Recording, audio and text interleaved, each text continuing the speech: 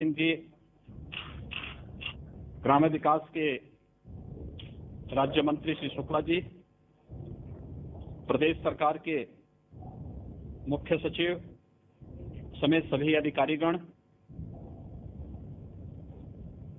आदरणीय प्रधानमंत्री जी की प्रेरणा से आत्मनिर्भर उत्तर प्रदेश और रोजगार कार्यक्रम के लिए आज आदरणीय प्रधानमंत्री जी का जो मार्गदर्शन हमें प्राप्त हो रहा है, इसे शुभारंभ करने के लिए मैं सबसे पहले आदरणीय प्रधानमंत्री जी का हृदय से स्वागत और अभिनंदन करता हूं। कोरोना संकट के दौरान पूरे देश और दुनिया में भारत की ओर से जिस प्रकार से एक मार्गदर्शन आदरणीय प्रधानमंत्री जी ने पूरे देश को दिया और आज जिस रूप में कोरोना संकट के साथ ही आदरणीय प्रधानमंत्री जी ने जो एक मंत्र जान भी और जहान भी का पूरे देश को दिया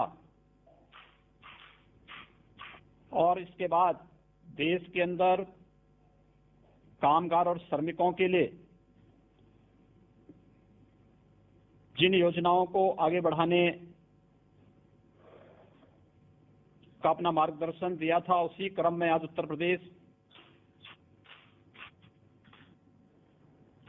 आत्मनिर्भर उत्तर प्रदेश के अंतर्गत प्रदेश के कामगार और श्रमिकों के लिए इस योजना का शुभारंभ के लिए आदरणीय प्रधानमंत्री जी के मार्गदर्शन में कार्य कर रहा है।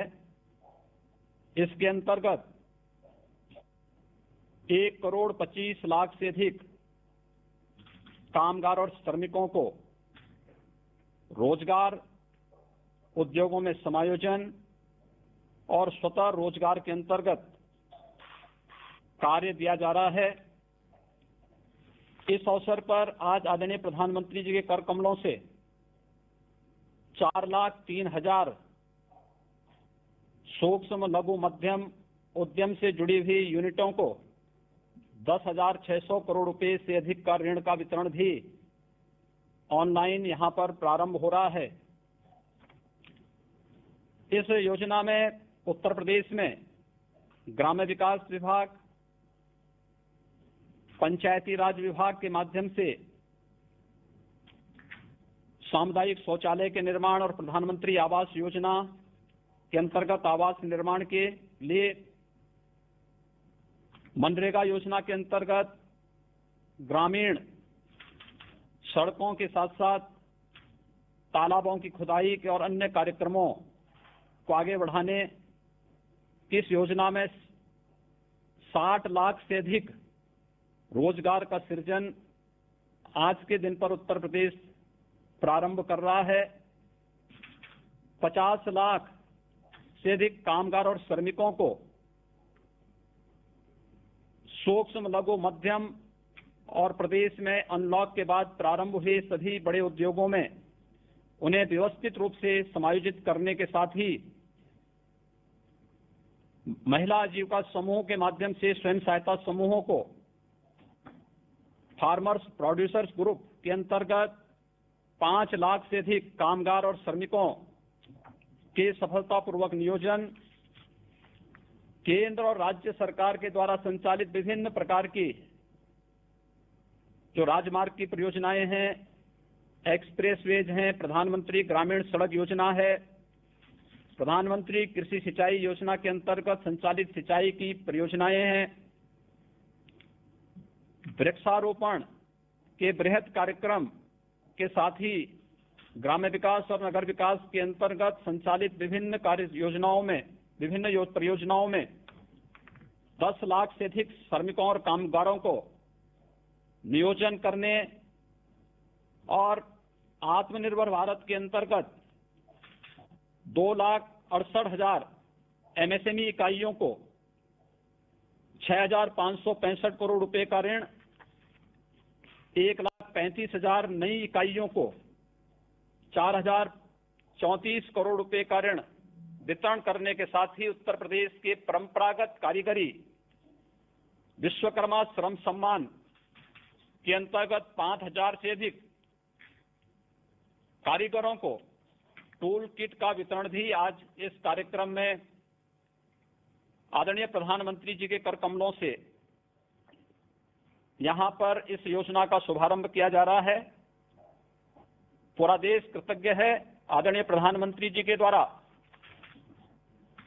वैश्विक महामारी के दौरान जो समयबद्ध ढंग से फैसला लिया गया और उसके उपरांत अकेले उत्तर प्रदेश में 35,92,000 से अधिक प्रवासी कामगार और श्रमिकों की सकुशल वापसी का कार्यक्रम जिस व्यवस्थित तरीके से श्रमिक एक्सप्रेस के माध्यम से संपन्न हुआ, इसके साथ ही आदरणीय प्रधानमंत्री जी ने शुरू से ही इस बारे में फोकस किया था कि इन सभी श्रमिकों का अगर स्किल मैपिंग भी समयबद्ध ढंग से हो जाए तो मुझे बताते हुए प्रसन्नता है कि प्रदेश में जितने भी कामगार और श्रमिक आए थे इनमें से 18 वर्ष से कम के बच्चों को छोड़ दें तो शेष 30,47,000 कामगार और श्रमिकों का कुशलतापूर्वक स्किल मैपिंग करने का कार्य संपन्न हुआ, जिनमें 24,75,000 कृषि कार्य से जुड़े हुए, कंस्ट्रक्शन के कार्य से जुड़े हुए और रियल एस्टेट से जुड़े हुए कामगार और श्रमिक थे। 92,000 से अधिक विभिन्न उद्योगों में कार्य करने वाले श्रमिक निकले। 62,800 से ऊपर टेलर मास्टर, टेलरिंग का कार्य करने वाले हमारे पास इस प्रकार के स्किल मैन पावर आई। 45,000 से अधिक ड्राइवर, 10,700 से अधिक हस्तकला और 3,61,000 से अधिक plumber, salesman, security guard, courier और अन्य क्षेत्र से जुड़े हुए कामगार निकले। प्रदेश में आने वाले इन सभी कामगार और श्रमिकों में से ग्रामीण क्षेत्र में 26,12,000 और शहरी क्षेत्र में 1,63,000 कामगारों ने अब तक अपना क्वारंटीन पीरियड पूरा कर दिया है। होम क्वारंटीन में भी 4,71,000 कामगार और श्रमिक अभी है, जिसमें इंस्टीट्यूशनल क्वारंटीन में 51 और अभी कोरोना से पीड़ित लगभग 1,000 एक्टिव केस अकेले प्रवासी कामगार और श्रमिकों का है। मनरेगा में आज के दिन उत्तर प्रदेश में 62 लाख से अधिक कामगार और श्रमिक अकेले काम कर रहा है और इसमें ज्यादातर कामगार और श्रमिकों को कृषि, मनरेगा, स्वच्छ भारत मिशन के अंतर्गत ग्रामीण क्षेत्र में सामुदायिक शौचालय के निर्माण, प्रधानमंत्री आवास योजना, प्रधानमंत्री ग्रामीण सड़क योजना, एक्सप्रेसवेज, हाईवेज, इन सभी के साथ साथ कैंपा फंड के माध्यम से वृक्षारोपण के एक बृहद कार्यक्रम को प्रदेश ने लिया है। इन सभी कार्यक्रमों में इन्हें समाहित करने की कार्रवाई प्रदेश के अंदर प्रारंभ हुई है और अब तक सफलतापूर्वक 15 लाख से अधिक कामगार और श्रमिक जो प्रवासी के रूप में प्रदेश में आए थे, इन्हें इन योजनाओं के साथ काम दिया ही गया। साथ साथ महिला स्वयंसेवी समूह में जो राज्य ग्रामीण आजीविका मिशन के अंतर्गत 4,22,000 जो कामगार और श्रमिक वापस आए थे, इनमें से 1,69,000 को आजीविका मिशन के अंतर्गत इन्हें सफलतापूर्वक समायोजित किया गया है। इसके साथ ही प्रदेश में अनलॉक के बाद 7,80,000 सूक्ष्म, लघु, मध्यम उद्यम से जुड़े हुए उद्योगों को पुनः प्रारंभ करने में हमें सफलता प्राप्त हुई है और इन योजनाओं के अंतर्गत विभिन्न प्रकार के कार्यक्रमों को आगे बढ़ाते हुए आत्मनिर्भर भारत के अंतर्गत पहले चरण में 57,000 एमएसएमई इकाइयों को 2,002 करोड़ रुपए का ऋण वितरण ये पहले ही किया जा चुका है और सफलतापूर्वक उन सभी इकाइयों के द्वारा अपना कार्य का संचालन भी आज के दिन पर प्रारंभ किया जा रहा है। आज आदरणीय प्रधानमंत्री जी के कर कमलों से 5000 से अधिक कामगारों को टूल किट का भी वितरण हो रहा है। खासतौर पर इसमें वे जो टेलर मास्टर थे यहाँ प्रदेश में वापस आए, इसमें 1650 दर्जी या जरदोजी के कार्य से जुड़े हुए, जो टेलरिंग के कार्य से जुड़े हुए टेलर मास्टर हैं, 1088 धातु उद्योग, लोहार, सुनार आदि के कार्य से जुड़े हुए लोगों को, 250 सीसा उद्योग से, 120 दरी और कालीन उद्योग से जुड़े हुए, 1082 बढ़ई और फर्नीचर के कार्य से जुड़े हुए, 669 खाद्य प्रसंस्करण और हलवाई के कार्य से जुड़े हुए, 212 नाई, 137 टोकरी बुनकर, 120 माटी कला बोर्ड से जुड़े हुए कुम्हार, 95 राजमिस्त्री और 112 फुटवेयर की मरम्मत आदि के कार्य से जुड़े हुए कारीगरों को भी यहाँ पर टूल किट वितरण के एक बड़े कार्यक्रम को आज यहाँ पर प्रारंभ किया जा रहा है। आत्मनिर्भर भारत के अंतर्गत आदरणीय प्रधानमंत्री जी ने अनलॉक की कार्रवाई के बाद जो मार्गदर्शन पूरे देश को दिया, उसके अंतर्गत आज उत्तर प्रदेश में सफलतापूर्वक इतने बड़े पैमाने पर रोजगार, सेवायोजन और स्वतः रोजगार के कार्यक्रम को आगे बढ़ाया जा रहा है। होम क्वारंटीन का कार्यक्रम सफलतापूर्वक संपन्न होने के बाद बचे हुए जो कामगार और श्रमिक हैं, इनके लिए पर्याप्त मात्रा में रोजगार सृजन की आपके मार्गदर्शन में सभी संभावनाएं प्रदेश में मौजूद हैं और मैं इस बात के लिए आश्वस्त करता हूं कि उत्तर प्रदेश में इन सभी कामगार और श्रमिकों को सफलतापूर्वक कार्य उपलब्ध कराने और उनके नियोजन करने में हमें सफलता प्राप्त होगी। मैं एक बार फिर से उत्तर प्रदेश के लिए आज इस महत्वपूर्ण कार्यक्रम के लिए अपना मार्गदर्शन देने के लिए आपका हृदय से स्वागत और अभिनंदन करता हूं, आभार व्यक्त करता हूं। धन्यवाद मुख्यमंत्री महोदय। माननीय प्रधानमंत्री जी से मैं अनुरोध करूंगा कि कृपया रिमोट द्वारा अनावरण कर आत्मनिर्भर उत्तर प्रदेश रोजगार अभियान का शुभारंभ करें।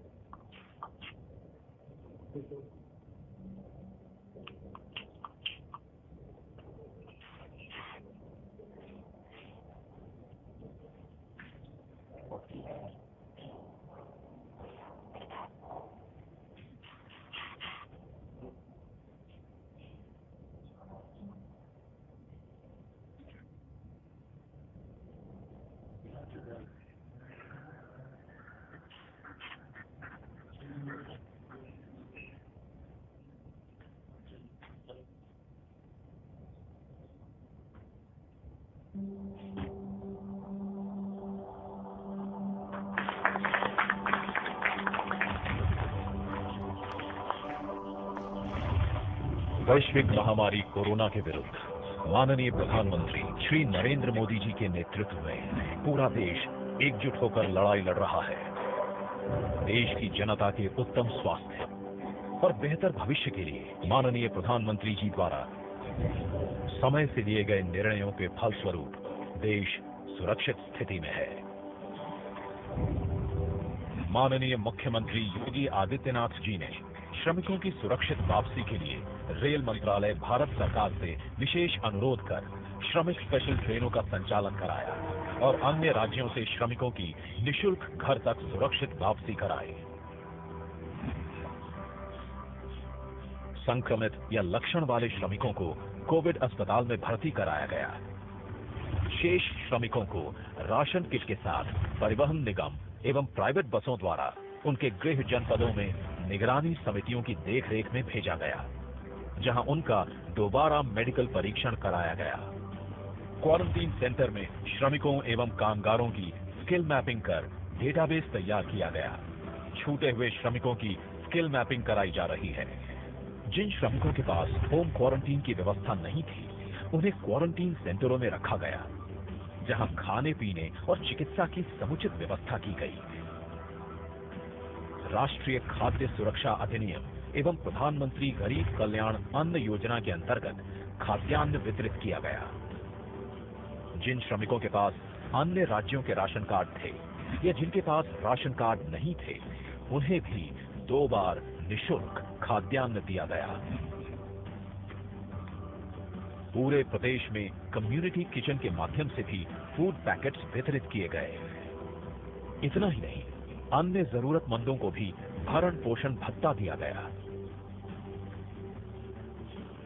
भारत की संकल्प शक्ति ऐसी है कि भारत आत्मनिर्भर बन सकता है। माननीय प्रधानमंत्री श्री नरेंद्र मोदी जी के आत्मनिर्भर भारत अभियान एवं चुनौतियों को अवसर में बदलने के उनके संदेश से प्रेरित होकर उत्तर प्रदेश सरकार श्रमिकों, कामगारों को उनके घर एवं आसपास ही रोजगार देने के लिए युद्ध स्तर पर काम कर रही है। मनरेगा में प्रतिदिन श्रमिकों को रोजगार मिल रहा है। मानव दिवस सृजन में प्रदेश का देश में प्रथम स्थान है। एमएसएमई सेक्टर में उत्तर प्रदेश प्रथम स्थान पर है। एमएसएमई सेक्टर में ग्रोथ और रोजगार की सबसे अधिक संभावनाएं हैं। बृहद एवं एमएसएमई क्षेत्र की इकाइयों में 7,80,000 से अधिक यूनिट क्रियाशील हो गई हैं। कोरोना महामारी के दौरान प्रदेश में नई उत्पादन इकाइयों की भी शुरुआत हुई, जिनके माध्यम से पीपीई किट, N95 मास्क और सैनिटाइजर का उत्पादन किया गया। इससे प्रदेश में उपलब्धता बढ़ी एवं अन्य प्रदेशों में भी आपूर्ति की जा रही है। लॉकडाउन के दौरान चीनी मिलों, ईंट भट्ठों और कोल्ड स्टोरेजों के माध्यम से श्रमिकों को रोजगार दिया गया। राज्य सरकार की अन्य योजनाओं में भी रोजगार के अवसर उपलब्ध कराए गए हैं। देश में पहली बार कामगारों एवं श्रमिकों के हितों की सुरक्षा के लिए आयोग का गठन किया गया। गरीब कल्याण रोजगार अभियान, आत्मनिर्भर भारत योजना और विश्वकर्मा श्रम सम्मान योजना से रोजगार की तुरंत आवश्यकता वाले कामगारों को विभिन्न कार्य क्षेत्रों में रोजगार के अवसर प्राप्त हो रहे हैं। गरीब कल्याण रोजगार अभियान के लिए उत्तर प्रदेश के 31 जनपदों के चयन हेतु यशस्वी प्रधानमंत्री माननीय श्री नरेंद्र मोदी जी का हृदय से आभार। भारत के सुदूर अंचलों से वापस लौटे श्रमिक तथा कुछ स्थानीय ग्रामीण माननीय प्रधानमंत्री जी से अब वार्तालाप करेंगे। सर्वप्रथम मैं माननीय प्रधानमंत्री जी के साथ संवाद के लिए हल्धर मऊ विकासखंड कमालपुर जनपद गोंडा की सुश्री विनीता पाल को आमंत्रित करता हूं। विनीता जी नमस्ते। श्री माननीय प्रधानमंत्री, श्री माननीय मुख्यमंत्री, आपको विनीता पाल नमस्कार करती है हल्धर मऊ ब्लॉक जिला गोंडा से। विनीता जी नमस्कार। जरा अपने बारे में बताइए, अपने काम के विषय में जानना चाहूंगा मैं। नर्सरी का काम करती हूँ सर। सागवान लगाए हैं, चिप्स लगाए हैं, सहजन लगाए हैं, बेल लगाए हैं, नीम लगाए हैं और सारे से काम और मैं करती हूँ। यानी अपना खुद का है कि कोई संस्था के साथ जुड़ी है कि क्या, कैसे करती है? जी सर मेरा ही है, 10 सखी मिलके बनाए हैं। अच्छा अच्छा, आपने वो यानी समूह बनाया हुआ है? जी जी। अच्छा अच्छा। धनगर महिला स्वयं सहायता समूह 10 महिलाओं को मैंने इकट्ठा करके संगठन बना के मैंने एक काम चला दिया है नर्सरी। कब से शुरू किया वनिता जी? 2019 फरवरी से सर। और आपके यहाँ 10 बहनें हैं? ये आइडिया कहाँ से आया आपको? जी हल्धर मऊ ब्लॉक से श्री राम प्रकाश मौर्य ने मुझे सूचना दिया तो मैंने नर्सरी था। अच्छा, लेकिन ऐसे ही पता चल गया कि ये काम करना है कि ये काम की कोई ट्रेनिंग हुई, कुछ में और कुछ करना पड़ा होगा ना आपको? जी सर हम सब लोग बहुत गरीब थे सर। जो हमारे ये हल्दर मऊ ब्लॉक है, मैं सर जाती रहती थी, देखती रहती थी। तो सर मैं सर से बात किए कि सर मुझे कोई काम बताओ, मैं काम करें और आगे बढ़ जाएं। तो सर ने मुझे बताया कि तुम काम करो, हम तुम्हें काम देंगे, आप आगे बढ़ जाओगी। तो मैंने एक काम सर किया, नर्सरी का काम किया। तो ये 10 बहनें कितना कमाई करते हैं? आप ये नर्सरी शुरू किए हैं तो? जी हमें महीने में 50,000 बचत हो जाती है, साल में 6 लाख बचत हो जाती है। 6 लाख रुपया एक साल में? जी, और जो एक वाहन है उसको मैं महीने में 3,000 दे देती हूँ सर। जो खर्चा लगता है उसको मैं और खर्चा पानी निकाल के एक वाहन को 3,000 रुपया मैं दे देती हूँ। अच्छा, देखिए आपको तो कमाई भी हो रही है और आप पर्यावरण की रक्षा भी कर रही है। जी सीडीओ साहब ने मुझे और मदद किया है। लेकिन इसके लिए आपकी कोई ट्रेनिंग प्रशिक्षण भी हुआ होगा कोई? जी कहीं ट्रेनिंग हुआ होगा आपका? जी ट्रेनिंग हुई है। अच्छा, और बहनों का भी ट्रेनिंग हुआ?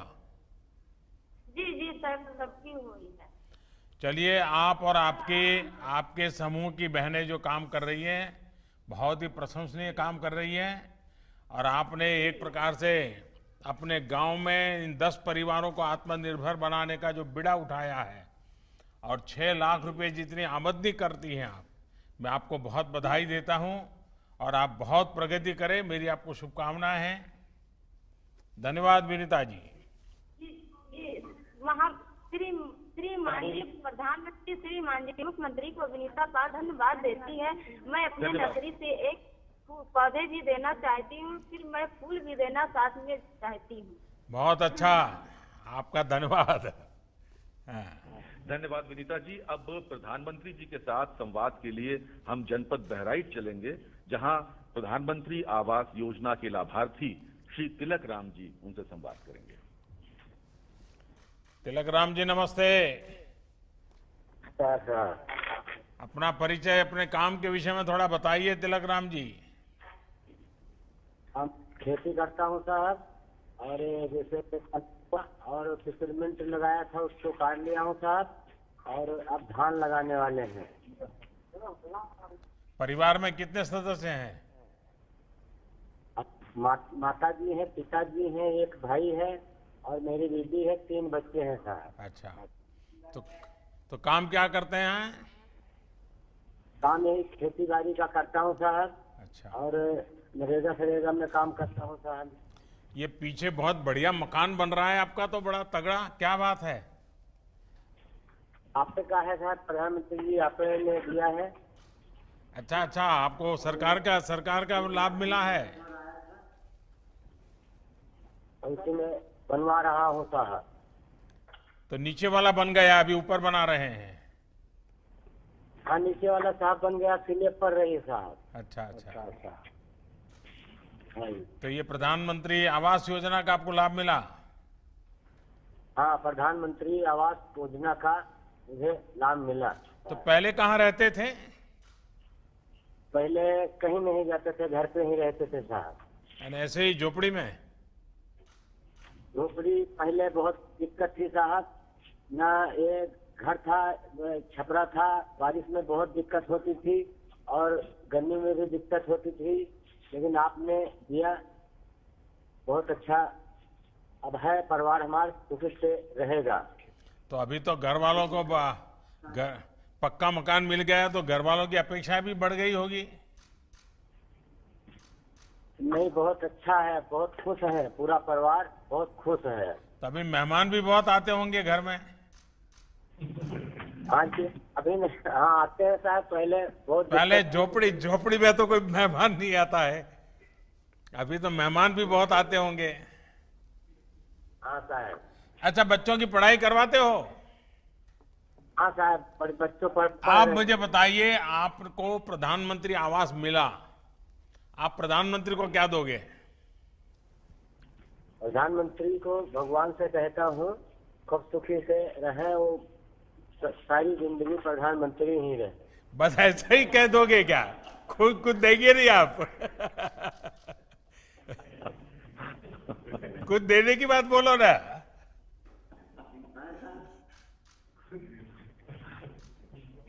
अच्छा, मैं मांगता हूं, देंगे आप?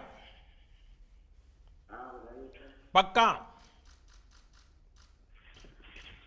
पक्का देंगे?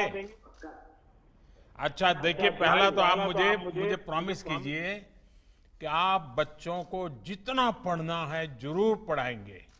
कभी भी आपको थोड़ी तकलीफ पड़े तो भी बच्चों को पढ़ाएंगे, करेंगे? पढ़ाएंगे साहब, पढ़ाते हैं। पक्का?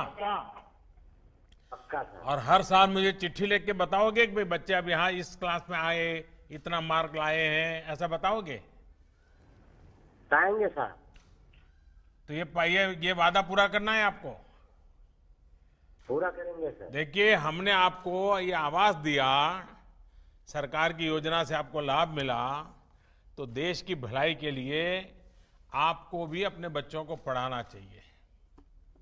पढ़ाएंगे साहब, पढ़ रहे हैं। चलिए, मेरी आपको बहुत शुभकामना है और आपकी माता जी के यहाँ से दर्शन हो रहे हैं, मैं उनको प्रणाम करता हूँ। माँ के आशीर्वाद मिले ताकि हम सब अच्छा काम करें। चलिए, बहुत बहुत धन्यवाद भैया। जिला सिद्धार्थनगर के कोडरा ग्राम पंचायत में लॉकडाउन के दौरान 693 श्रमिक वापस लौटे हैं। इन्हीं में से एक श्री कुर्बान अली जी अब प्रधानमंत्री जी के साथ वार्तालाप करेंगे। कुर्बान अली जी, नमस्ते। सर, प्रधानमंत्री जी और मुख्यमंत्री जी को मेरा नमस्कार। नमस्कार। ये पीछे जगदम्बी प्रसाद बड़ा गुस्सा करते होंगे, उनको नाराजगी होती है कि देखो ये हमारे यहाँ का कुर्बान अली तो बात कर रहा है लेकिन मुझे बात करने का मौका नहीं मिल रहा है। कहिए कुर्बान अली, क्या करते हैं आप कल? सर, मेरा नाम कुर्बान अली है, मैं कोडरा ग्राम जिला सिद्धार्थनगर से बोल रहा हूँ। मैं मुंबई में राजमिस्त्री का काम करता था। लॉकडाउन के दौरान मैं और मेरा छोटा भाई गांव वापस लौट कर आए। प्रधानमंत्री जी को मैं आभार व्यक्त करना चाहता हूँ कि गांव वापस आने के बाद मुझे और मेरे भाई को और मेरे गांव में जितने लोग आए हैं सबको राशन किट भी दिया गया और 1000 रुपया भी दिलाया गया, जिससे हमें बहुत खुशी हुई। और राज्य सरकार को हमारे हुनर के मुताबिक हमारे ही गांव में हमें काम भी दिलाया गया, जिससे मैं राज्य सरकार और प्रधानमंत्री जी को आभार व्यक्त करना चाहता हूँ। तो कुर्बान अली जी, इस बार तो ये कोरोना के कारण आप मुंबई छोड़ करके घर आ गए, तो रमजान का महीना भी तो घर में सबके साथ मनाया होगा? नहीं सर, 15 मई में हम लोग मुंबई में थे। अच्छा अच्छा। लॉकडाउन में मुंबई से 12 मई को मैं अपने गांव वापस प्राइवेट बस से गांव वापस आ गया। अच्छा, तो अभी गांव में क्या करते हैं? आप वापस आए हैं तो? सर, गांव वापस आने से पहले मेरा मेडिकल जांच हुआ, 21 दिन होम क्वारंटीन में भी रखा गया। मैं और मेरा छोटा भाई गांव पे प्राइवेट में काम करते थे और यहाँ पे प्रधान जी हमारे सामुदायिक शौचालय बनवा रहे हैं, जिसमें हमें हमारे भाई को राजमिस्त्री का काम भी दिलाया गया। और आगे बोले प्रधान जी की राज्य सरकार द्वारा जैसे और काम भी मिलेगा, जैसे प्राइमरी की मरम्मत और गांव में घर घर शौचालय भी बनाए जाएंगे। हमें वहाँ भी राजमिस्त्री का काम भी दिलाया गया। राजमिस्त्री की हमारी ट्रेनिंग भी शुरू हो गई है, जिनका सर्टिफिकेट हमें दिलाया गया है। अच्छा अच्छा, यानी अब आप एक बड़े सर्टिफाइड राजमिस्त्री बनकर के काम के लिए जाएंगे आगे? जी सर। तो आप जब वहां थे और बीमारी की खबरें आई तो माँ बाप और सब रिश्तेदार सब बड़े चिंता में पड़ गए होंगे?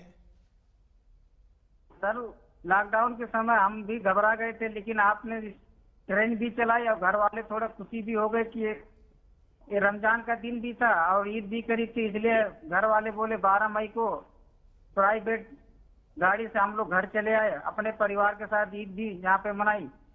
चलिए, तो सब माँ बाप भाई बहन सब खुश हो गए आप आ गए तो? सब यहाँ पे सभी खुशी है। लेकिन अभी तबीयत संभालते हो कि नहीं संभालते हो? बड़े बहादुर बन करके ऐसे ही घूम रहे हो? नहीं सर, यहाँ पे आके बहुत खुश हूँ। यहाँ पे रोजगार भी हमको दिलाया गया, यहाँ पे भी हम काम भी कर रहे हैं। हाँ। चलिए, मेरी आपको बहुत शुभकामना है और आप अपना परिवार स्वस्थ रहे कुर्बान अली जी। और कौन है? अब मैं अहमदाबाद से वापस लौटे, गोरखपुर को वापस लौटे श्री नागेंद्र सिंह जी को आमंत्रित करता हूं। इन्होंने गोरखपुर लौटकर मुद्रा ऋण के माध्यम से डेयरी का काम प्रारंभ किया है।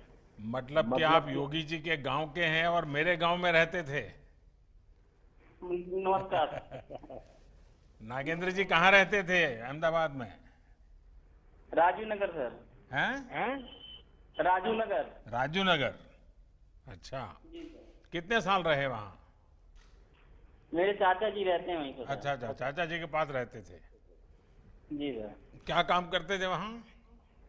स्टील बर्तन का काम सर। अच्छा, तो ये सीखा कहाँ आपने स्टील बर्तन का इतना बड़ा वो तो काम बड़ा महत्वपूर्ण होता है। सर वहीं चाचा के लड़के कराते थे, वहीं सिखाते थे। अच्छा अच्छा अच्छा। तो आप वापस कैसे आ गए? सर लॉकडाउन चल गया तो क्या करें वहाँ पर। अरे अहमदाबाद तो बहुत बढ़िया है। कंपनी बंद हो गई थी सर। अच्छा, यहाँ माँ भी चिंता करती होंगी, रिश्तेदार चिंता करते होंगे कि भाई बीमारी में तुम कहीं मत रहो, घर चले आओ, ऐसा हुआ होगा। इसलिए चले आए सर। हाँ। तो ये बीमारी का इतना डर कैसे लग गया? वैसे ही बीमारी है सर ये। तो अभी डर है कि अभी डर निकल गया? अभी पूरा डर है। अच्छा, तो अहमदाबाद से निकले कैसे आप? ट्रेन से सर। अच्छा, ये जो श्रमिक ट्रेन था उससे आ गए? जी सर। अच्छा, तो अब क्या मन करता है यहाँ? यहाँ सर हम बड़ौदा यूपी बैंक से हमने लोन लिया था। लोन लिया है आकर के? जी सर। किस रोजगार के लिए। किस चीज के लिए लोन लिया? डेयरी खोलने के लिए। अच्छा, कितना लोन लिया है? 1 लाख सर। 1 लाख रुपया? जी सर। तो आपको दे दिया बैंक वालों ने? हाँ सर। आपने डरा दिया होगा उनको कि मैं अहमदाबाद से आता हूँ, मोदी जी के गांव से आता हूँ, 1 लाख रुपया देना पड़ेगा, ऐसा किया था क्या? नहीं सर, पहले तो मैं लॉकडाउन में यहाँ तो प्राइमरी स्कूल में ही रहता था। हाँ, लॉकडाउन का पालन करके ही गया था। तो क्या किया 1 लाख रुपए का? मैंने भैंस खरीदा। भैंस खरीदा? तो जी क्या सर। क्या योजना क्या है आपकी? डेयरी का सर। डेयरी का? तो अभी भैंस दूध देती है? हाँ सर, देती है 10 किलो। कितना दूध बेचते हैं आप?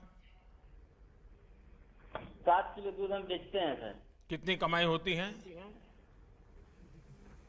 365 रुपया। अच्छा, यानी हर दिन का 365 रुपया? जी सर। अच्छा, और वहाँ अहमदाबाद में कितना कमाते थे? वहाँ तो सर वही पड़ जाता था 8,000 7,000। तो आप गांव में आए, भैंस लाए और ज्यादा कमाने लग गए, तो आपको तो कोरोना फायदे में गया जी सर। है। आपने आपत्ति को अवसर में पलट दिया। बस हमें आपसे ही सीखना है, सब सरकारों को यही सीखना है कि देखिए हमारे नगेंद्र जी ने आपत्ति को कैसे अवसर में पलटा, हम भी आपत्ति में से अवसर कैसे ढूंढे। तो अभी क्या करोगे? एक ही भैंस से चलाओगे? डेयरी करना है तो भैंस तो ज्यादा चाहिए। हमको सर इससे मिलेगा तो और उन्नति, हम और 3 से 4 बढ़ा सकते हैं डेयरी। अच्छा, तो अभी बैंक को पैसा वापस देने होता है, वो रेगुलर देते हो? देते हैं। तो बैंक दूसरे पैसे देने के लिए तैयार है? हाँ सर। अच्छा, चलिए, मेरी आपको बहुत शुभकामनाएं हैं, लेकिन मैं 1-2 बात बताना चाहूंगा। आपने भैंस रखी है, कभी कभी क्या होता है हमारे यहाँ क्या खिलाना उसका ज्ञान नहीं होता है, और ज्यादातर घर की महिलाएं ही ये पशुपालन करती हैं। अब जैसे भारत सरकार ने 13,000 करोड़ रुपया खर्च करके पशुओं के फूट टू माउथ डिसीज का टीकाकरण का काम शुरू किया है। आप सबसे पहले ये टीकाकरण करवा दीजिए। उसी प्रकार से भारत सरकार ने पशुपालकों के लिए भी, जैसे किसान क्रेडिट कार्ड होता है, पशुपालकों के लिए भी किसान क्रेडिट कार्ड निकाला है। आप वैसा किसान क्रेडिट कार्ड ले लीजिए और उससे आप आगे का कर्ज लीजिए, तो उसमें थोड़ा आपको मदद ज्यादा मिल जाता है। तो ये भी आप जरूर कीजिए। तो पशु का आहार की चिंता करनी चाहिए, पशु को बीमार नहीं होने देना चाहिए। ज्यादातर क्या होता है कि हम लोग दूध देता रहता है, हमें पता ही नहीं होता है कि पशुधन का जितना महात्म्य बढ़ाओगे ना आपको अच्छा होगा। और उसका जो मलमूत्र है उससे भी अच्छा फर्टिलाइजर बना करके बेच सकते हैं आप, उससे भी कमाई कर सकते हैं। तो करेंगे?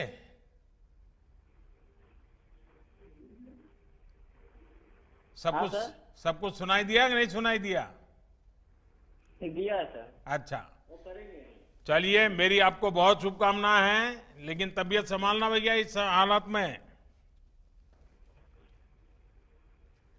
आइए, और कौन है? जालौन जिले के दीपू जी को संवाद के लिए आमंत्रित करता हूं। नमस्कार जी। नमस्कार। हाँ दीपू जी, बताइए।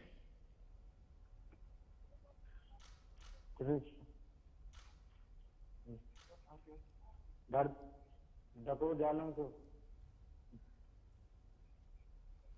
आपके यहाँ से आवाज कम आ रही है दीपू जी। डकोर जालौन से बोल रहा हूँ दीपू। हाँ, जालौन से बोल रहे हैं। क्या कर रहे हैं दीपू जी? हैदराबाद में काम करते थे। हैदराबाद में? तो आपको तो दीपू गारू बोलना पड़ेगा। हैदराबाद में काम करते थे। तो आपको दीपू गारू बोलना पड़ेगा मुझे।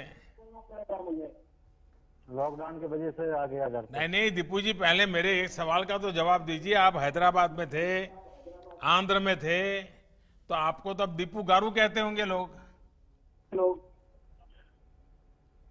सुनाई देता है आपको? हाँ सर। हाँ, अच्छा बताइए, क्या करते थे वहां? क्या करते थे? इंसुलेशन का काम करते थे सर। तो आगे कैसे, फिर आगे का क्या किया? और लॉकडाउन लग गया इसलिए सर गांव घर पर आ गया।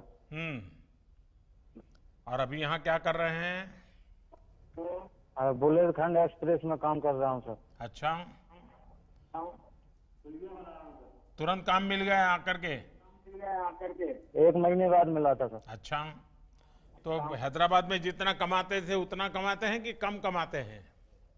नहीं, बराबर कमाते सर। उधर बराबर कमाते हैं। हाँ सर। अच्छा, और ये सारे नियमों का पालन करते हैं? हाँ साहब, करते हैं। हाँ, देखिए, ये जो बुंदेलखंड एक्सप्रेस वे जो है ना, ये एक प्रकार से इस पूरे इलाके का भाग्य बदलने वाला है। क्योंकि इतना बड़ा एक्सप्रेस वे बनने के बाद वहां डिफेंस कॉरिडोर आने वाला है और नए नए उद्योग आने वाले हैं, और हमारा इलाका जो पानी के बिना तरस रहा था, वहां अब उद्योगों की शुरुआत हो जाएगी। तो अब आपको रोजी रोटी के लिए कहीं जाना पड़े ऐसी स्थिति नहीं बनेगी। और ये विश्व स्तरीय सड़क बन रही है। वहां के लोग पहले मिट्टी की सड़क के लिए कागज देते थे गांव के लोग, आज इतनी बढ़िया सड़क आपके यहाँ बन रही है। और मैं मानता हूं कि बुंदेलखंड का भाग्य बदल रहा है। चलिए दीपू गारू, आपको बहुत शुभकामनाएं भैया।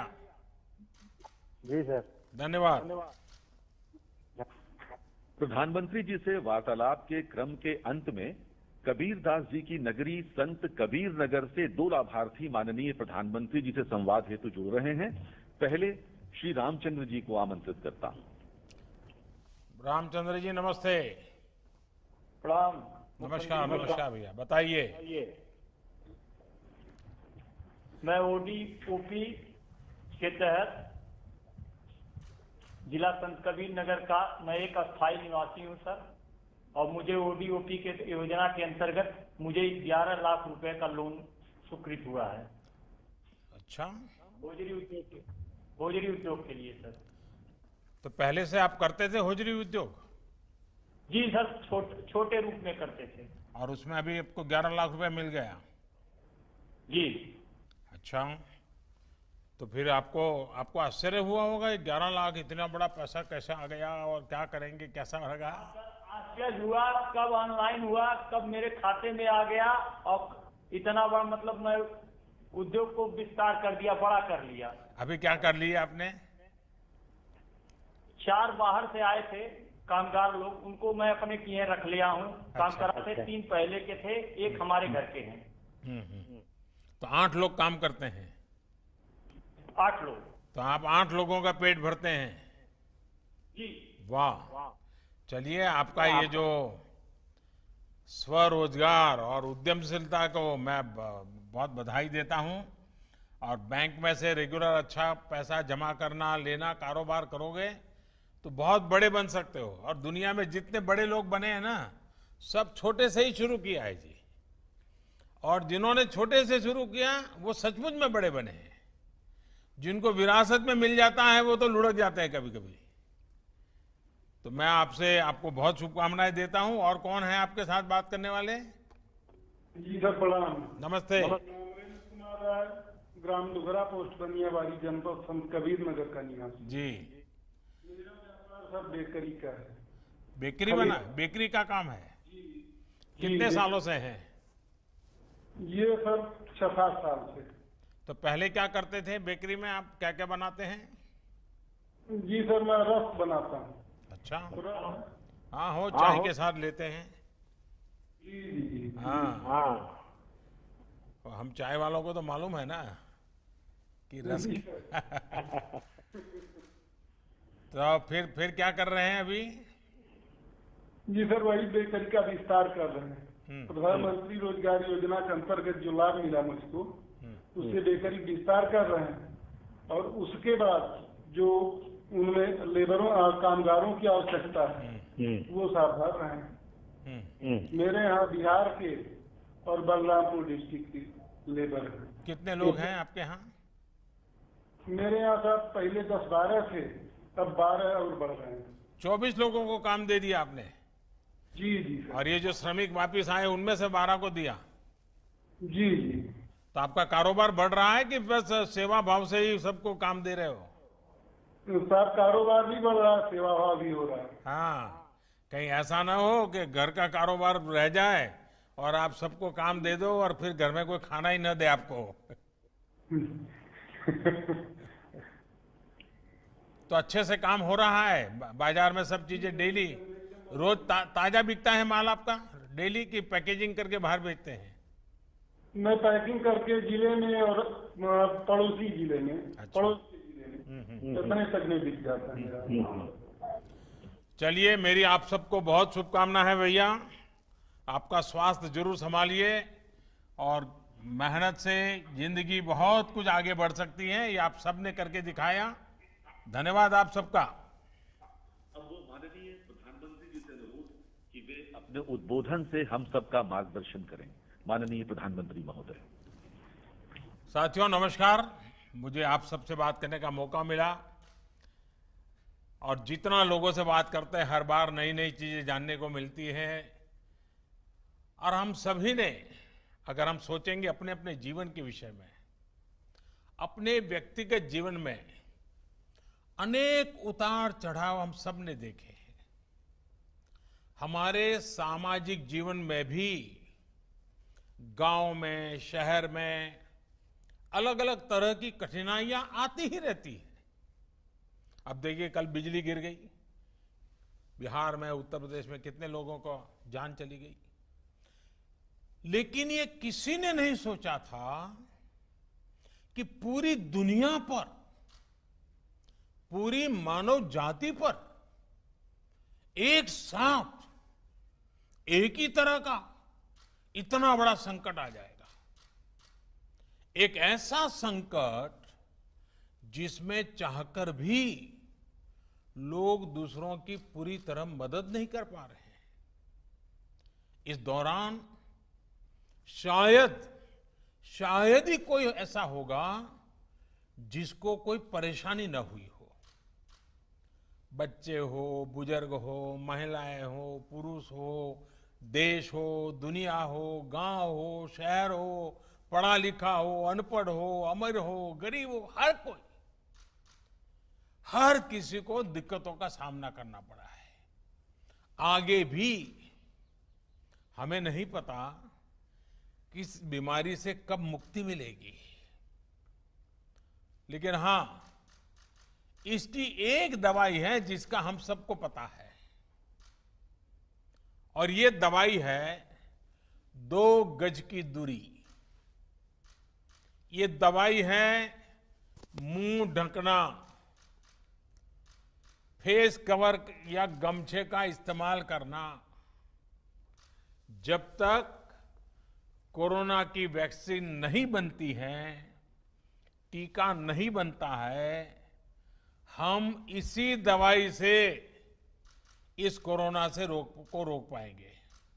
साथियों, आज जब आप सभी मुझसे बात कर रहे हैं और मैं देख रहा था कि आपके चेहरे पर खुशी है, आपके आंखों के भाव, आपका अपनापन मैं अनुभव कर रहा था, और सारा देश देखता है। और यहां इस कार्यक्रम में उत्तर प्रदेश के यशस्वी ऊर्जावान मुख्यमंत्री श्रीमान योगी आदित्यनाथ जी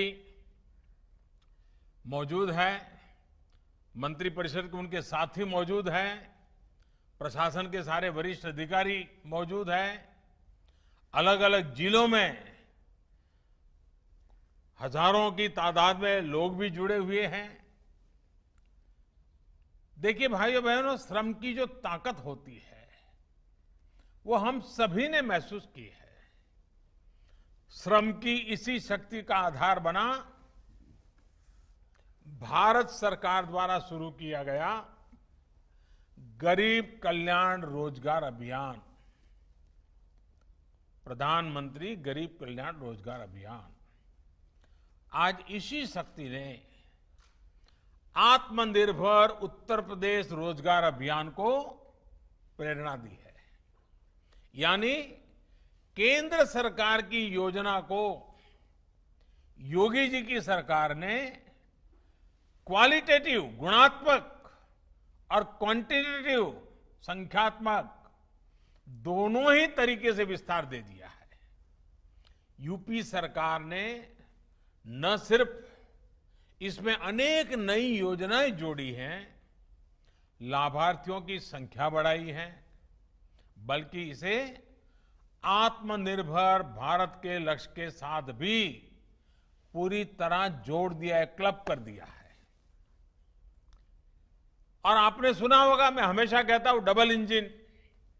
मैं जिस डबल इंजन की बात हमेशा करता हूं, ये प्रयास आत्मनिर्भर उत्तर प्रदेश रोजगार अभियान इसका बहुत उत्तम उदाहरण है।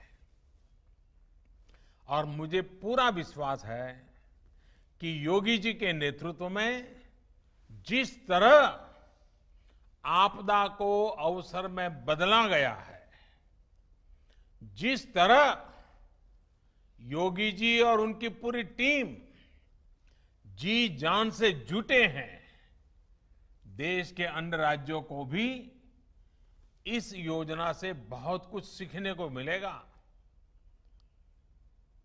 हर कोई इससे प्रेरणा पाएंगे। मुझे उम्मीद है कि अन्य राज्य भी अपने यहां ऐसी योजनाएं लेकर आएंगे। और मैं तो यूपी का सांसद हूं। जब उत्तर प्रदेश में इस प्रकार से अच्छे काम होते हैं तो मुझे जरा ज्यादा ही आनंद होता है, क्योंकि वहां के लोगों की मेरी भी जिम्मेवारी है। साथियों, संकट के समय जो साहस दिखाता है, सूझबूझ दिखाता है, सफलता उसी को मिलती है। आज जब दुनिया में कोरोना का इतना बड़ा संकट है, तब उत्तर प्रदेश ने जो साहस दिखाया, जो सूझबूझ दिखाई, जो सफलता पाई, जिस तरह कोरोना से मोर्चा लिया, जिस तरह स्थितियों को संभाला, मैं सच कहता हूं अभूतपूर्व है, प्रशंसनीय है। इसके लिए मैं उत्तर प्रदेश के 24 करोड़ नागरिकों की सराहना करता हूं। इन उत्तर प्रदेश के सभी मेरे भाइयों बहनों को मैं आज विशेष रूप से नमन करता हूं। आपने जो काम किया है वो पूरी दुनिया के लिए एक मिसाल है। उत्तर प्रदेश के आंकड़ों में दुनिया के बड़े बड़े एक्सपर्ट्स को चकित कर देने की अद्भुत क्षमता है। चाहे यूपी के डॉक्टर हो, पैरामेडिकल स्टाफ हो, सफाई कर्मचारी हो, पुलिस कर्मी हो, आशा आंगनवाड़ी कार्यकर्ता हो, बैंक और पोस्ट ऑफिस के साथी हो, परिवहन विभाग के साथी हो, श्रमिक साथी हो। ये लिस्ट इतनी लंबी है, शायद मैं सबके नाम बोल नहीं पाऊंगा, लेकिन हर किसी ने पूरी निष्ठा से साथ अपना योगदान दिया है। योगी जी और उनकी पूरी टीम, चाहे जनप्रतिनिधि हो या फिर कर्मचारी हो, आप सभी ने बहुत उत्तम काम किया है, सराहनीय काम किया है। आप सभी ने मिलकर यूपी को जिस मुश्किल स्थिति में संभाला है, आने वाले अनेक वर्षों तक उत्तर प्रदेश के हर बच्चा, हर परिवार इसको बड़े गर्वपूर्वक याद करेगा, आने वाली पीढ़ियां याद करेगी। साथियों, उत्तर प्रदेश के प्रयास और उपलब्धियां इसलिए विराट हैं क्योंकि ये सिर्फ एक राज्य भर नहीं है। अगर 24 करोड़ की जनता की बात करें तो ये हमारा उत्तर प्रदेश दुनिया के कई देशों से बड़ा राज्य है। इस उपलब्धि को यूपी के लोग खुद महसूस कर रहे हैं, लेकिन इसको हम तब ज्यादा अच्छे तरह समझ पाते हैं और इन आंकड़ों जब जानेंगे तो हम हैरान हो जाएंगे। जरा तुलना करने से पता चलता है कि आज उत्तर प्रदेश ने कितनी बड़ी सिद्धि प्राप्त की है। मैं उदाहरण के तौर पे आपको बताता हूं। हम यूरोप के 4 बड़े देशों को देखें। मैं यूरोप के 4 देशों का उल्लेख करता हूं। इंग्लैंड, जो 250 साल हमारे पर राज करके गया, फ्रांस, इटली, स्पेन। मैं इतने ही राज्यों की बात करता हूं। ये देश 200-250 साल तक दुनिया में सुपर पावर हुआ करते थे। आज भी दुनिया में इनका दबदबा है। आज अगर इन चारों देशों की कुल जनसंख्या को अगर हम जोड़ दें, इन 4 देशों की कुल संख्या को जोड़ दें, तो वो भी जैसे उत्तर प्रदेश के 24 करोड़ हैं, इन 4 देशों की जनसंख्या भी 24 करोड़ होती है। हमारे तो अकेले यूपी की ही जनसंख्या 24 करोड़ है। यानी कि जितने लोग इंग्लैंड, फ्रांस, इटली और स्पेन, इन 4 देशों में रहते हैं, उतने ही लोग हमारे उत्तर प्रदेश में रहते हैं। लेकिन कोरोना में इन 4 देशों में मिलाकर उनकी जनसंख्या उत्तर प्रदेश जितनी है, इन 4 देशों में मिलाकर के 1,30,000 लोगों की मौत हो चुकी है। 1,30,000। जबकि उतनी ही जनसंख्या वाला हमारा उत्तर प्रदेश 600 लोगों की जान गई है। कहां 1,30,000 लोगों की मृत्यु और कहां 600 लोगों की मृत्यु। ये बात सही है कि मृत्यु मृत्यु होती है, एक हो या अनेक हो। एक भी व्यक्ति की मृत्यु दुखद है, लेकिन हमें यह भी मानना पड़ेगा कि इन 4 देशों ने मिलकर अपने यहां जितने प्रयास किए, फिर भी उनके यहां यूपी से कई गुना ज्यादा लोगों की जाने गई।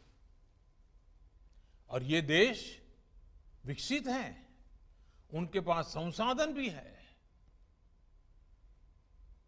और कोई वहां की सरकारों को चिंता नहीं होगी ऐसा तो नहीं है, लेकिन फिर भी अपने नागरिकों को बचाने में उन्हें वो सफलता नहीं मिली जो सफलता आपको उत्तर प्रदेश को हासिल की है।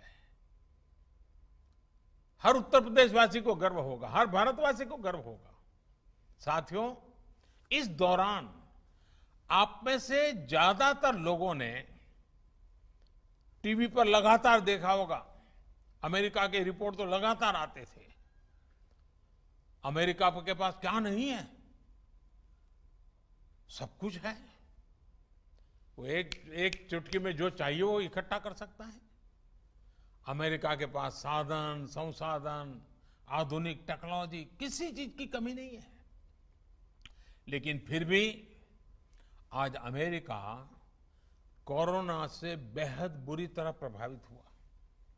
आप ये भी याद रखिए कि अमेरिका की जनसंख्या करीब 33 करोड़ है, यूपी की जनसंख्या 24 करोड़ है। लेकिन अमेरिका में अब तक 1,25,000 लोगों की मौत हो चुकी है,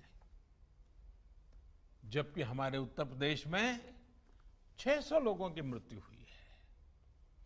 अगर योगी जी ने और उत्तर प्रदेश के उनके सभी साथियों ने, उत्तर प्रदेश की सरकार ने सही से तैयारी नहीं की होती, अगर यूपी में भी अमेरिका की तरह ही तबाही मची होती, तो आज उत्तर प्रदेश में 600 नहीं 85,000 लोगों की जान जा सकती थी।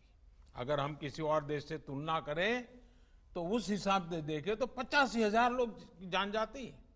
लेकिन जो मेहनत यूपी की सरकार ने की है, हम कह सकते हैं कि एक प्रकार से अब तक कम से कम 85,000 लोगों का जीवन बचाने में वो कामयाब हुई है।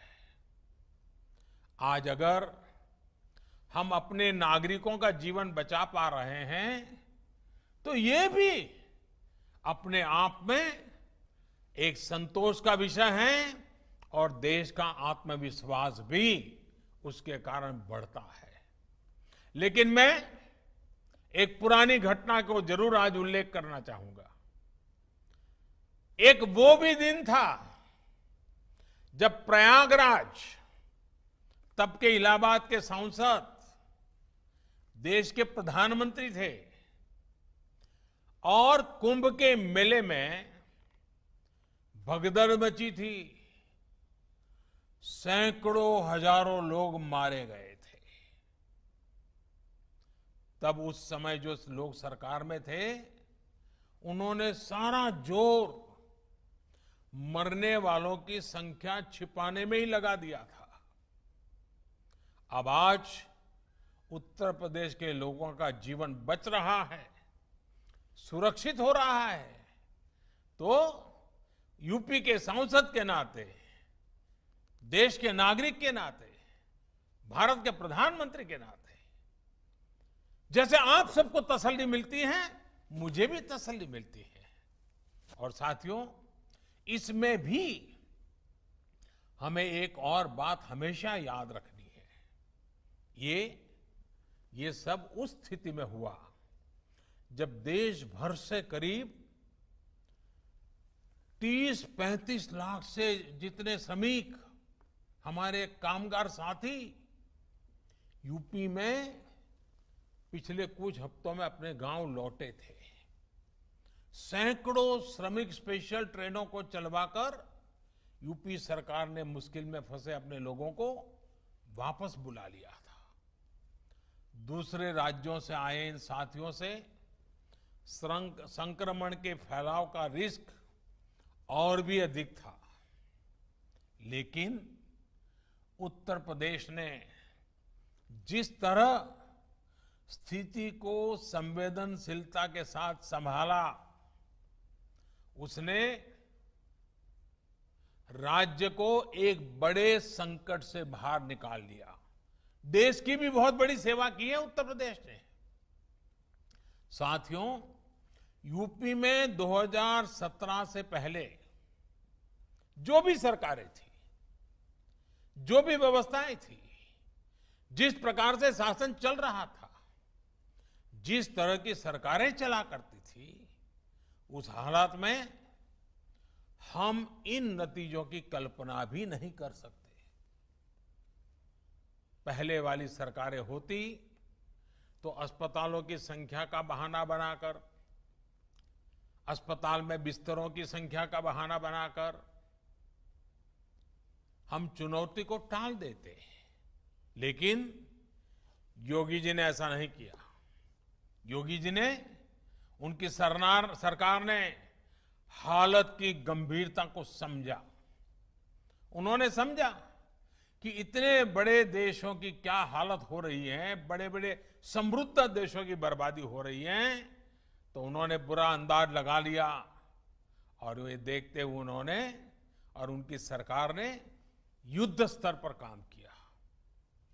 क्वारंटीन सेंटर हो, आइसोलेशन की सुविधा हो, इसके निर्माण के लिए पूरी ताकत झोंक दी गई। आप कल्पना कर सकते हैं,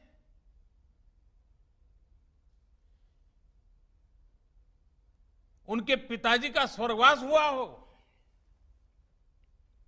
पिताजी के अंत्येष्टि में जाने के बजाय ये उत्तर प्रदेश के लोगों के लिए जिंदगी खपाने वाले योगी जी इस कोरोना से बचाने के लिए आपके साथ जुटे रहे। मैं योगी जी को अभिनंदन करता हूं, उनका नमन करता हूं। उत्तर प्रदेश के लोगों के लिए इतनी संवेदनशीलता। भाइयों बहनों, जो श्रमिक बाहर से आ रहे थे, उनके लिए बहुत ही कम समय में लगभग 60,000 ग्रामीण निगरानी समितियों का गठन किया गया। यह अपने आप में बहुत बड़ी बात है। जन भागीदारी, जनता को जोड़ दिया। 60,000 निगरानी समितियां बना देना। इन समितियों ने गांवों में क्वारंटीन की व्यवस्था विकसित करने में बहुत बड़ी मदद की। मैं सभी निगरानी समितियों के लोगों का बधाई करता हूं, उनका अभिनंदन करता हूं। सिर्फ 2-2.5 महीने के भीतर ही यूपी में कोरोना के मरीजों के इलाज के लिए अस्पतालों में 1 लाख बिस्तर भी तैयार कर दिए गए। साथियों, लॉकडाउन के दौरान गरीबों को भोजन की दिक्कत न हो, इसके लिए जिस तरह उत्तर प्रदेश सरकार ने काम किया है वो अभूतपूर्व है। प्रधानमंत्री गरीब कल्याण अन्न योजना के तहत यूपी ने बहुत तेजी से गरीबों और गांव लौटे श्रमिक साथियों तक मुफ्त राशन पहुंचाया। यानी ये इंतजाम किया कि 15 करोड़ गरीबों को भोजन की दिक्कत न हो, कोई भूखा न सोए। ये संवेदनशीलता के साथ काम किया गया। इस दौरान यूपी में गरीबों को 42 लाख मैट्रिक टन खाद्यान्न बांटा गया, अनाज बांटा गया। जिनके पास राशन कार्ड नहीं था, उनके लिए भी यूपी सरकार ने सरकारी राशन की दुकान के दरवाजे खोल दिए।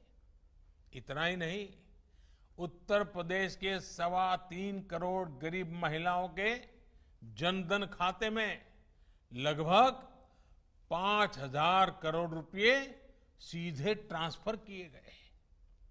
आजादी के बाद के इतिहास में संभवतः किसी सरकार ने इतने बड़े पैमाने पर गरीबों की मदद नहीं की है। साथियों, भारत को आत्मनिर्भरता के रास्ते पर तेज गति से ले जाने का अभियान या फिर गरीब कल्याण रोजगार अभियान हो, उत्तर प्रदेश यहां भी बहुत आगे चल रहा है। गरीब कल्याण रोजगार अभियान के तहत श्रमिकों को आय के साधन बढ़ाने के लिए गांवों में अनेक प्रकार के कार्य शुरू करवाए जा रहे हैं। गरीबों के लिए पक्के घर का निर्माण हो, सामूहिक शौचालय कम्युनिटी टॉयलेट का निर्माण हो, पंचायत भवनों का काम हो, कुएं तालाब बनाना, सड़कें बनाना, इंटरनेट की लाइनें बिछाना, ऐसे 25 कामों की लिस्ट केंद्र सरकार ने बनाई है। आज इसको विस्तार देते हुए इसमें आत्मनिर्भर भारत अभियान को भी शामिल करते हुए उत्तर प्रदेश ने सीधे करीब करीब 1.25 करोड़ श्रमिक और कामगार साथियों को रोजगार देने का बीड़ा उठाया है, प्रयास किया है। इसमें से करीब 60 लाख लोग को गांव के विकास में जुड़ी योजनाओं में तो करीब 40 लाख लोगों को छोटे उद्योग यानी एमएसएमईज में रोजगार दिया जा रहा है। इसके अलावा स्वरोजगार के लिए हजारों उद्यमियों को मुद्रा योजना के तहत करीब 10,000 करोड़ रुपए का ऋण आवंटित किया गया है। ऋण के साथ साथ आज हजारों हस्तशिल्पियों को आधुनिक मशीनें और उनके काम के लिए जो जरूरी ऐसी टूल किट भी दी गई है। इससे हस्तशिल्पियों का काम भी बढ़ेगा और उनको सुविधा भी मिलेगी। मैं सभी लाभार्थियों को, रोजगार पाने वाले को फिर से बहुत बहुत बधाई देता हूं। साथियों, उत्तर प्रदेश के सांसद होने के नाते मैं भी इस समय हर बार लगातार योगी जी के साथ संपर्क में रहता था। काशी के लिए बातें करता था, लेकिन पूरे उत्तर प्रदेश की बातें भी सुनता था। 1.25 करोड़ कामगारों की, कर्मचारियों की पहचान करना, 30 लाख से ज्यादा श्रमिकों के कौशल का, अनुभव का डेटा तैयार करना और उनके रोजगार की समुचित व्यवस्था करना, ये दिखाता है कि उत्तर प्रदेश सरकार और उसके सभी मुलाजिम, सभी बाबू कितनी तैयारी की है, कितनी सघन रूप से तैयारी की है, कितनी व्यापक रूप से तैयारी की है। यूपी की एक जनपद एक उत्पाद योजना तो पहले से ही स्थानीय उत्पादों को बढ़ावा दे रही है, उनको एक बड़ा बाजार दे रही है।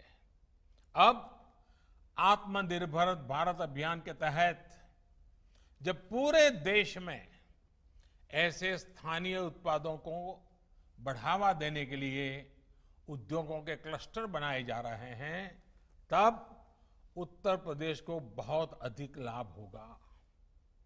इससे कपड़ों के, सिल्क के, लेदर के, पीतल के ऐसे जो अनेक औद्योगिक क्लस्टर है, उनको बल मिलेगा, नया बाजार मिलेगा।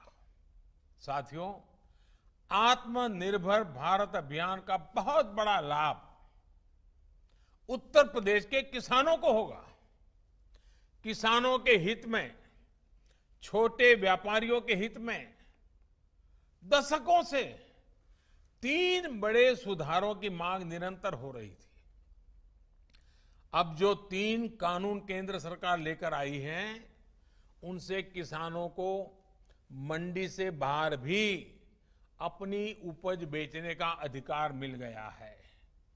यदि हमारा किसान जहां बेहतर दाम मिलेगा, वहीं पर किसान अपना सामान बेचेगा। दूसरा, अब किसान अगर चाहे तो अब बुआई के समय ही अपनी फसल का दाम तय कर सकता है। अब आलू की फसल पैदा करने वाला किसान चिप्स बनाने वाले उद्योग के साथ, आम लगाने वाला किसान मैंगो जूस बनाने वाले के साथ, टमाटर की खेती वाला किसान टमाटर का सॉस बनाने वाले के साथ बुआई के समय ही समझौता कर सकता है, जिससे उसको दाम घटने की चिंता से मुक्ति मिल जाएगी। साथियों, इसके अलावा हमारे पशुपालकों के लिए अनेक नए कदम उठाए जा रहे हैं। 2 दिन पहले ही पशुपालकों और डेयरी सेक्टर के लिए 15,000 करोड़ रुपए का एक विशेष इंफ्रास्ट्रक्चर फंड बनाया गया है।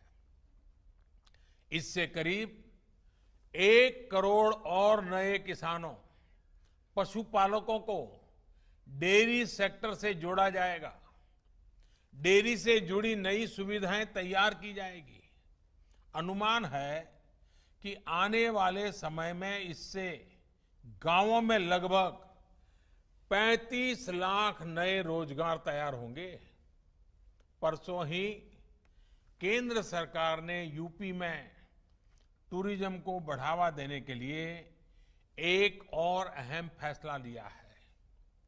बौद्ध सर्किट के लिहाज से, और ये बहुत महत्वपूर्ण है, बौद्ध सर्किट के लिहाज से अत्यंत महत्वपूर्ण कुशीनगर, इस कुशीनगर एयरपोर्ट को इंटरनेशनल एयरपोर्ट घोषित किया गया है। इससे पूर्वांचल में हवाई कनेक्टिविटी और सशक्त होगी और देश विदेश में भगवान बुद्ध पर आस्था रखने वाले करोड़ों श्रद्धालु अब आसानी से उत्तर प्रदेश आ सकेंगे। इससे भी स्थानीय युवाओं के लिए रोजगार और स्वरोजगार के अनेक अवसर बनेंगे। और यह पर्यटन क्षेत्र की एक विशेषता आप भी जानते हैं। ये क्षेत्र कम से कम पूंजी में अधिक से अधिक लोगों को रोजगार देता है। साथियों, उत्तर प्रदेश हमेशा से भारत के प्रगति पथ का सबसे महत्वपूर्ण हिस्सा रहा है। गांव, गरीब और देश को सशक्त करने के जिस मिशन को लेकर के हम चले हैं, उसमें उत्तर प्रदेश का योगदान यहां बीजेपी की सरकार आने के बाद अब लगातार बढ़ रहा है। बीते 3-3.5 वर्षों में हर बड़ी योजना पर उत्तर प्रदेश ने तेज गति से काम किया है। सिर्फ 3 साल में यूपी में गरीबों के लिए 30 लाख से ज्यादा पक्के घर बनाए गए हैं। सिर्फ 3 साल की मेहनत से यूपी ने खुद को खुले में शौच से मुक्त घोषित किया है। सिर्फ 3 साल में पारदर्शी तरीके से यूपी ने 3 लाख नौजवानों को सरकारी नौकरी दी है। सिर्फ 3 साल के प्रयासों से यूपी में माता मृत्यु दर में 30% की गिरावट आई है। साथियों, बरसों से पूर्वांचल में एन्सेफेलाइटिस महामारी की तरह ये कहर बरपाती थी। अनेक नवजात शिशुओं की दुखद मृत्यु इस बीमारी से हो जाती थी। अब यूपी सरकार के प्रयासों से इस बीमारी के मरीजों की संख्या तो कम हुई है, मृत्यु दर में भी 90% तक की कमी आई है। इसके अलावा मेडिकल कॉलेज हो या फिर आयुष्मान भारत अभियान के तहत दूसरी सुविधाएं, इससे भी यूपी ने प्रशंसनीय काम किया है। बिजली, पानी, सड़क, ऐसी अनेक बुनियादी सुविधाओं में अभूतपूर्व सुधार हुआ है। नई सड़कों और एक्सप्रेसवे के निर्माण में यूपी आगे चल रहा है। और सबसे बड़ी बात यह है कि आज उत्तर प्रदेश में शांति है, कानून का राज कायम हो रहा है। यही कारण है कि उत्तर प्रदेश पर पूरी दुनिया के निवेशकों, इन्वेस्टर्स को अब उत्तर प्रदेश भाने लगा है, उनकी नजर है वहां। सरकार देशी और विदेशी निवेश को आकर्षित करने के लिए जो भी कदम उठा रही है, उसका बहुत बड़ा लाभ यूपी उठा रहा है। और देखिए, आज भी जब अन्य राज्य कोरोना से लड़ाई में जूझ रहे हैं, यूपी ने अपने विकास के लिए इतनी बड़ी योजना शुरू कर दी है। एक प्रकार से आपदा से बने हर अवसर को यूपी सरकार साकार कर रही है। एक बार फिर आप सभी को रोजगार के इन तमाम अवसरों के लिए बहुत बहुत बधाई। लेकिन मैं फिर से एक बार याद कराना चाहूंगा, और मैं बार बार कहूंगा, और आप भी बार बार सबको कहिए, याद रखिए, कभी कोरोना के खिलाफ हमारी लड़ाई बंद होने वाली नहीं है। हमें ये लड़ाई जारी रखनी है। लड़ाई अभी भी जारी है। काम पर निकलिए, लेकिन 2 गज की दूरी, चेहरे पर मास्क और लगातार साफ सफाई, ये बहुत जरूरी है। जीवन और आजीविका दोनों की सुरक्षा की ये लड़ाई उत्तर प्रदेश जीतेगा और भारत भी जीतेगा। बहुत बहुत धन्यवाद। माननीय प्रधानमंत्री जी एवं उत्तर प्रदेश के माननीय मुख्यमंत्री जी तथा कार्यक्रम से जुड़े अन्य सभी महानुभावों का इस कार्यक्रम में उपस्थिति पर बहुत बहुत धन्यवाद। नमस्कार।